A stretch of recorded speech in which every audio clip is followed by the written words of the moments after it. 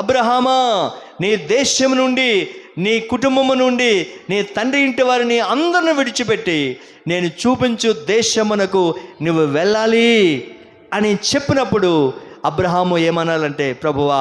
కల్దీయ దేశంలో ఉన్నాను, ఇక్కడ నాకు భూములు ఉన్నాయి, ఇక్కడ నాకు ఇల్లు ఉన్నాయి, ఇక్కడ నాకు కుటుంబం ఉంది, రక్త సంబంధికులు ఉన్నారు, నా బంధువులు ఉన్నారు, నా వారు ఉన్నారు, వీళ్ళందరినీ విడిచిపెట్టి నేను ఎలా వెళ్ళిపోతాను ప్రభువా? నేను బయట దేశం వెళ్తే నాకు జనబలం ఎలాగుంటుంది నాయన, ధనబలం ఎలాగుంటుంది నాయన, రేపొద్దున ఎవరైనా నా మీదకి శత్రువులు వస్తే నాతో పాటు యుద్ధం చేయడానికి నాకు సంబంధించిన వారు ఎవరున్నారు తండ్రి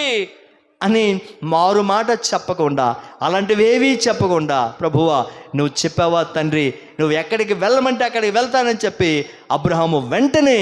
నీ మాటకు లోబడతానని చెప్పి ఏం చేశాడంటే అబ్రహాము విధేయత కలిగి